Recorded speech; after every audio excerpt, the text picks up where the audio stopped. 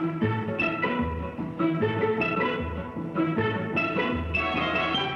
of these men asked his parents for a gorilla.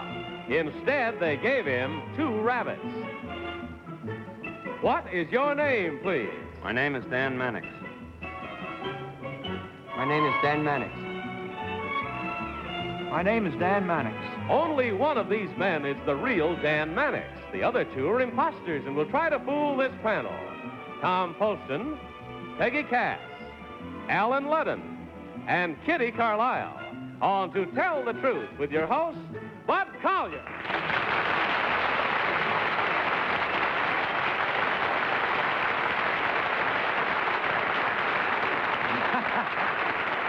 Thank you very much. Welcome once again to Tell the Truth, brought to you this week by Salem Cigarettes. Good evening, panel. Good evening. Everybody feeling bright and full of ginger tonight? No. Well, to start the ginger going, open up your envelopes, if you will. Take out that first affidavit card and follow along with me. I, Dan Mannix, in addition to my rabbits, live with 1 wife, 2 children, and 251 animals. To feed this menagerie, I spend $20 a month on worms alone. Among the more unusual species of wildlife that share my home are 3 skunks, 1 ocelot, 2 tarantula, 1 gecko, 1 bald eagle, 1 squirrel monkey, 5 peacocks, a raven who talks, and a tank full of man-eating piranha. I also have a red-tailed boa who sleeps in my son's room, and a 10-foot python who sleeps in our bathtub. Signed, Dan Mannix.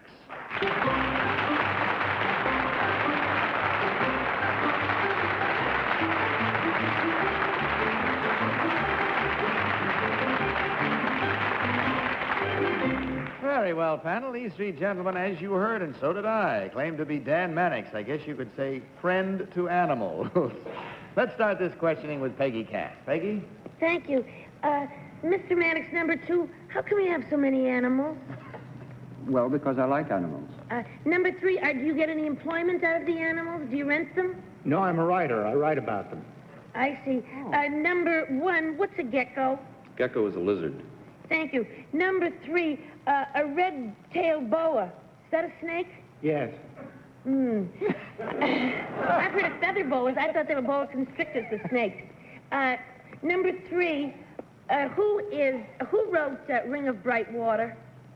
Maxwell, somebody Maxwell, Garish Maxwell, something like that. Thank you. Number 1, who wrote Black Beauty?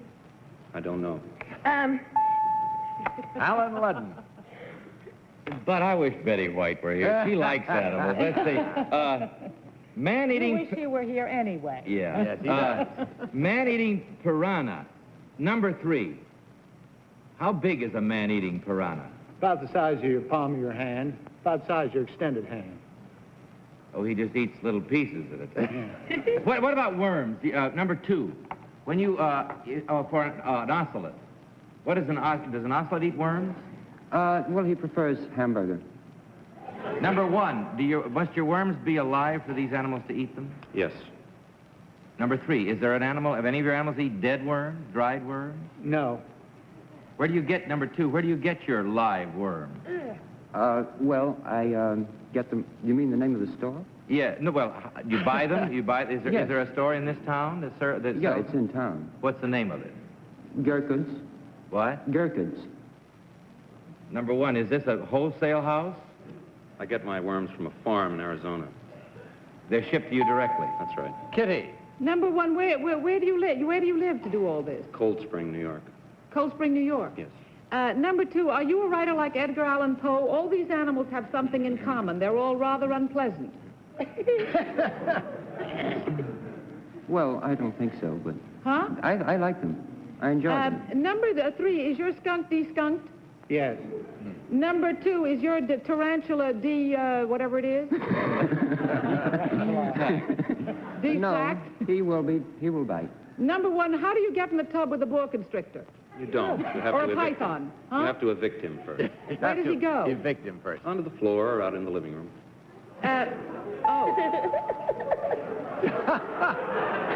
Tom Poston. No one asked you yet, number 1. Well, why do you have all these animals in your home? I like animals. And you don't make any, you don't rent them to anyone? You No, just I have, don't. they're pets. That's right.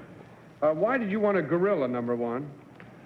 Well, I saw a gorilla when I was about 8 years old in a zoo, and it so fascinated me compared to dogs and cats that that's all I wanted. Did you ever see any pictures of, like, Elizabeth Taylor, anybody like that? When I was 8, I didn't care. Tom, that's a different kind of guerrilla warfare. Number two, how do you spell piranha? P-R-A-N-H-A. And what kind of teeth do... That's all the time we have, I'm afraid. You may mark your balance with your teeth if you want to, but I wouldn't advise it. But mark them, please, at once, without change, and, of course, no consultation, as you vote now for number 1, number 2, or number 3. And our team of challengers will be awarded $250 for every incorrect vote. All ballots marked? Yeah. Everybody done and ready? Okay, Tom, for whom did you vote? I voted for number 1 because he looks like he hates people. Even if he does love all those animals. Let's face it, what is it, a tarantula and skunks and gecko? Listen, he must have bad neighbors, that guy. Peggy, what is your vote? Well, I voted for number 3, because if he's a writer of animal books, then he should know about Ring of Bright Water, and he did. All right, Alan, your choice? Well, I voted for number 1 because, as opposed to Tom, I think he looks like he likes people and animals. He's a very calm... You'd have to be calm to live in a house full of that stuff. And it seems to me he has a great equanimity about him, and it's probably number 2. I don't know. I was just kidding about him hating people. I didn't mean... Well, don't kid, because I voted for number 1, not for the exact reason, but I thought number 1 looked rather forgive me, a little sinister. Sort of Edgar Allan Poe-ish, you see. And I voted for number 1 because of this. And the way he's told about where the worms came from and all. I think he's nice looking. He is nice looking. Well, girls, you can talk about that later. Let's get to the business of who's right and who's wrong right now. Don't fight over him until it's all over. So, the votes are in, the minds are made up. Let's find out now who's telling the truth and who isn't, as we learn which one of these gentlemen actually is the friend to animals. So will the real Dan Mannix please stand up? Peggy,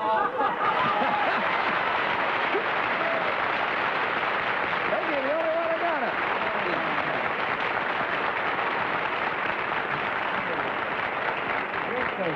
Well, very good. Let's find out about the others now. Incidentally, I want to tell you about Dan Mannix. He has written a book about his life for these animals. It'll be published in the fall and is entitled All Creatures Great and Small. That's a good title. Good luck with it. Bud? Where is your home, Dan? Malvern, Pennsylvania. Outside of Philadelphia, about 35 miles. It has to be way outside of Philadelphia. Number 1, what is your real name? You got most of the votes, and what do you really do? My name is Barrett Clark. I produce albums for Riverside Records.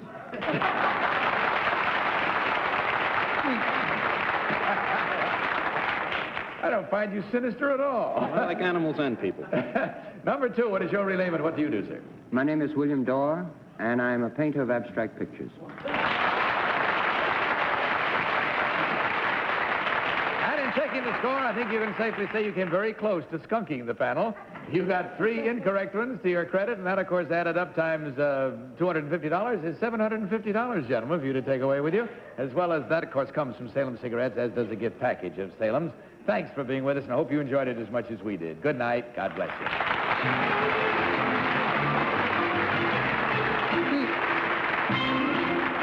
Now, everyone, let's relax for just a minute and take a look at this delightful film and discover a new world of springtime. Our second team of challengers.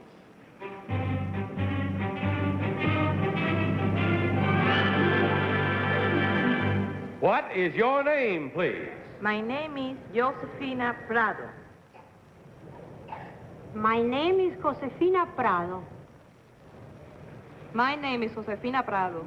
Will you follow along with your copies of this affidavit, panel? I, Josephina Prado, was a TV producer in Havana, Cuba, and a member of the anti-Castro underground. We learned that 9 members of our organization were slated for imprisonment and death. At dusk, under the guise of a swimming party, the 10 of us boarded my 27-foot cabin cruiser, intending to make a run for the Florida coast. As we dashed out of the harbor, we were shot at, and our fuel tank was hit. We drifted helplessly with no food and no water, dressed only in bathing suits. Then a hurricane struck us. Somehow, we survived. 3 days later, we were sighted by a Canadian freighter which towed us into Key West and safety. Signed, Josephina Prado.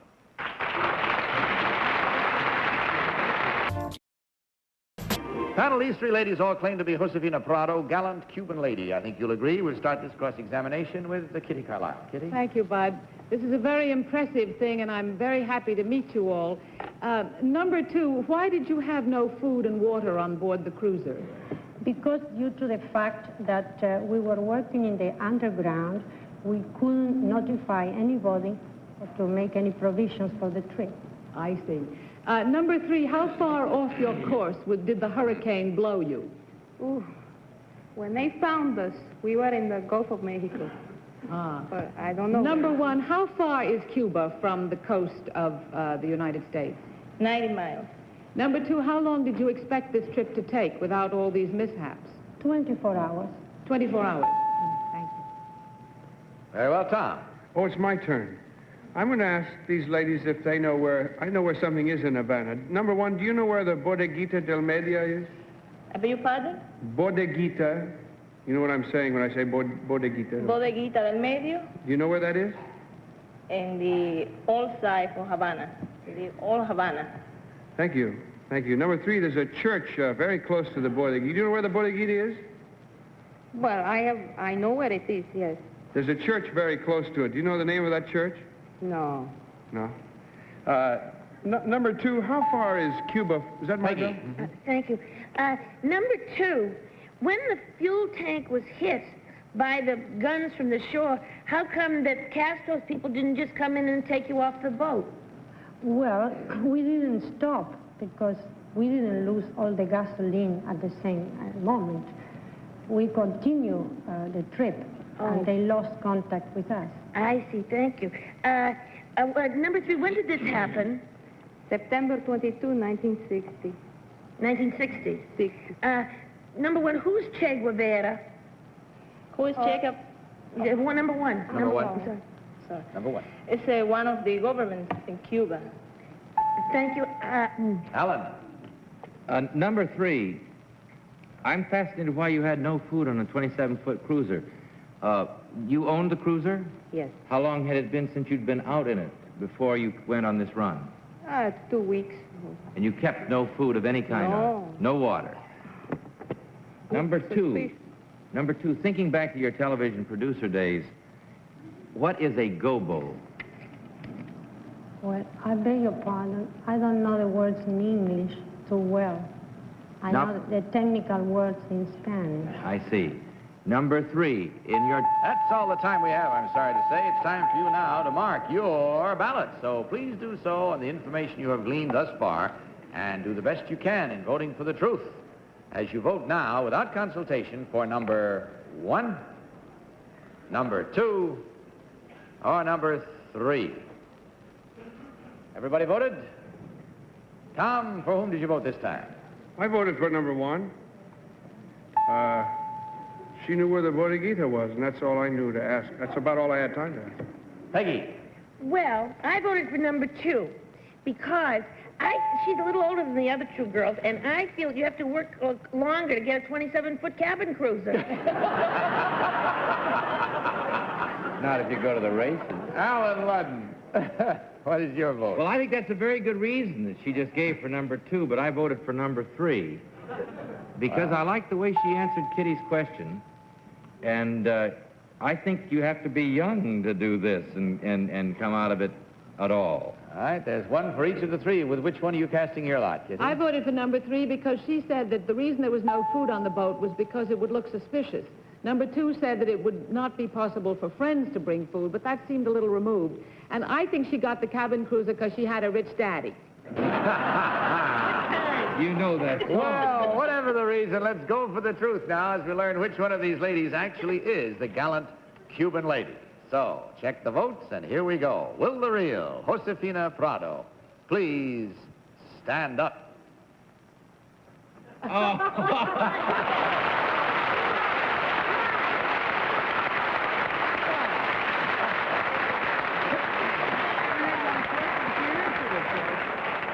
Our congratulations to you and our great joy that you had a safe escape. Glad that you're here, and I suspect you are, too. Thank you very much. Number 2, what is your real name and what do you really do? My name is Nelida Lawrence. I was born in Argentina, and I've never been in Cuba in my life. And I am a freelance medical translator. All right, number 3, what is your real name and what do you really do? You got most of the votes. My name is Sita Canelba. I was born in Paris, France, and I'm an artist in collage and live in New York City.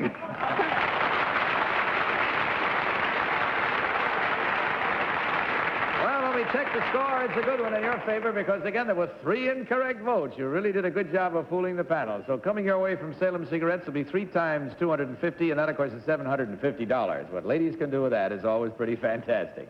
Thank you for being with us, and on your way out, you will be given a carton of Salem's as well. Good night to you, and God bless you.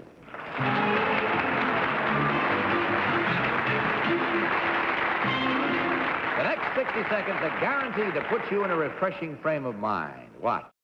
Very well, panel. Let's meet our 3rd team of challengers.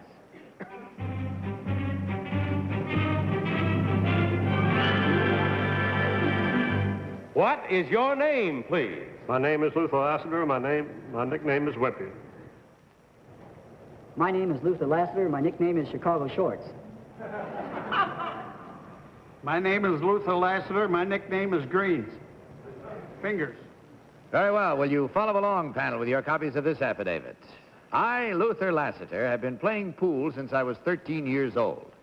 I have toured 42 states, playing against the best and the most colorful men in the business, including Cowboy Jimmy Moore, Weenie Beanie, the Knoxville Bear, Superstitious Aloysius, Daddy Warbucks, Gold Tooth Earl, and New York Fats.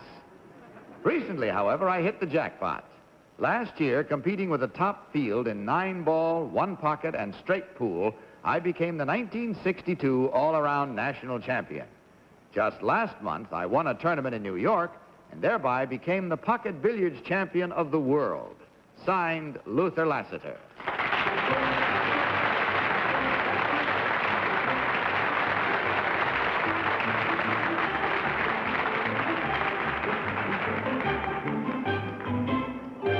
Very well. We've had these 3 gentlemen all claiming to be the same one. By name, Luther Lassiter. By occupation, world's champion pool player. And we will start this round with the stellar host of television's Password and pool shark extraordinary, Alan Ludden. You know, now I know why they asked me here tonight. I don't know a thing about pool or billiards. Number 3, what is the essential difference between pool and billiards? Billiards is played with 3 balls, and pool is played with 15 balls. Thanks. Number 2, who's Willie Hoppy? Well, he's the great-granddaddy of all pool players. When did he live? Where did he live? When? Well, Willie Hoppy is deceased now. He died in 1959. Yes. And he won his first tournament in 1906. Number 1, did you ever see Willie Hoppy shoot pool or billiards, whichever he did? No, sir. Kitty. Number 1, I'm afraid I didn't hear your nickname. Would you say it again? Wimpy. What? Wimpy. Wimpy. Wimpy. And number 3, I didn't hear your nickname. Fingers.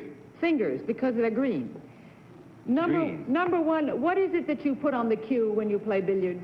Chalk. Chalk. Oh, Number 2, what's the difference between snooker and billiards? There again, it's the number of balls that are played with. How many balls? Well, there are 15 red and 6 numbered balls. I see. In snooker. Number 3, what's the color of the 8 ball? Black. What's the color of the number 1 ball, number 1? Yellow. Oh, well, they know all those colors. Number 2, do the billiard tables change in dimension when you play championship pool? Well, they do vary in size. They do? Yes. Number 3, does this make the game vary? No, it doesn't make the game vary. It's all what is agreed upon at the time of the tournament. Thank you. Number 1, do you play for money? Tom. Thank you. Number 2, how do you get a tip to stay on a pool cue? Well, it's mostly with the glue. It's done with glue. Number 3, thank you, number 2. Number 3, what's a tip made of? Leather. How is it made to stay on when you glue it? There's a device that's used to keep that tip on. What is it when it's being glued? There's a little peg in the center of it, the cue, and then the glue into the groove in the center of the tip. Thank you. Number 1, what's the name of that chalk that's used in pool? There's this particular kind of chalk that is used when you're playing pool. What's the name of that? Do you know? Pool chalk. Pool chalk. Thank you. Peggy. Chicago shorts. Is that your name? Number 2? Well, Chicago shorts. Do you own your own cue? Yes, I do. Thank you. Number 3. Did you say your name was Greasy Fingers up there? Greasy Fingers. Greasy Fingers. Well, number 1, Wimpy. There's a certain change been made in pool tables lately. They're not all green anymore. Is that true? Change in the tables only in the cloth. That's right, in the cloth only. In the what? In the cloth. Yes. Number 2, Chicago shorts. I love these names. Who's Willie Moscone? Well, Moscone holds the championship for three-rail billiards. Thank you. That's all. Time is gone, so chalk your cues and mark your ballots, if you will. Please mark them at once without change and no consultation permitted. As you vote now for number 1, number 2, or number 3. All set, everyone? All ballots marked? Okay. Alan, did you mark yours? Yes. All right. Tom, start us off. Well, I think I know a little too much about the game. I voted for number 2. A fellow named Don Tisdall taught me about pool a long time ago. He was a great pool player. He's not with us anymore, but he taught me enough to know at least that it's French chalk, and there ain't any pegs on the end of those tips. But, I think it was number 2. Peggy. Well, Chicago shorts knew the most. But I voted for Wimpy because, you know something? I felt like he didn't need to tell us any more than we asked. That's Wimpy number 1. All right. Just checking to see what you voted. Matter? You said by name, you didn't say by number, and I was just checking I to see beg what your number pardon. you voted. And I just really, and also he talks sort of Southern, and he beat Knoxville a bear, and he's Southern, so there's...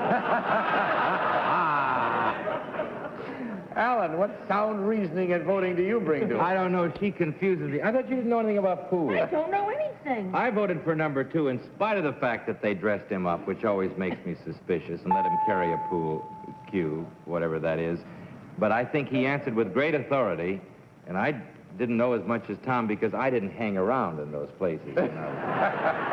But I think it's 2. Kitty. I voted for number 2, and I hope I'm riding in on the coattails of Tom's misspent youth. All right, well, whether or not, let's get to the truth and find out which one is and which ones are not the world's champion pool player. So, will the real Luther Lassiter please stand up? Well, isn't anybody going to get up?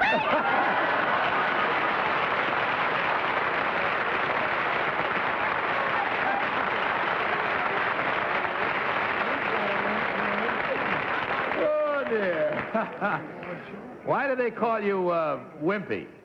From eating hamburgers. Oh, you like hamburger, that's why. All right, number 2, you got most of the votes this time, and the scoring seems to be about the same all the way tonight on our panel's voting. What is your real name, sir? What do you really do? My name is George Zimmer, and I'm a television and motion picture stuntman. Thank you, sir. And number 3, what is your real name, and what do you do, sir? My name is Buck Green, and I'm a fingerprint expert.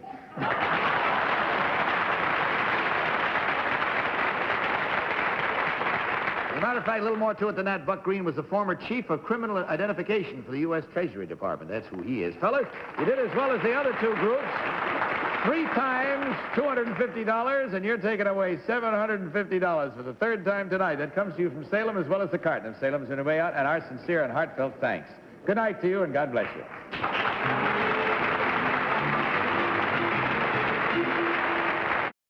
Time for good night, panel, and bless you. Good night, Bud. Good night to all of you. Don't forget to join us again next week at the same time, and I'll be with you tomorrow on the afternoon show. And in the meantime, Bud Collier saying good night for Salem Cigarettes and reminding you to tell the truth. Good night.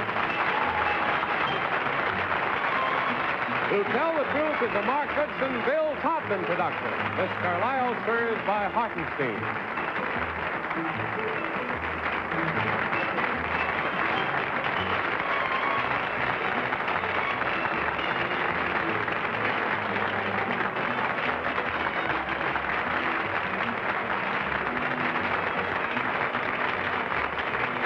To Tell the Truth has been brought to you by Salem, the cigarette that refreshes your taste. This is Johnny Olson speaking for To Tell the Truth. This program was pre-recorded.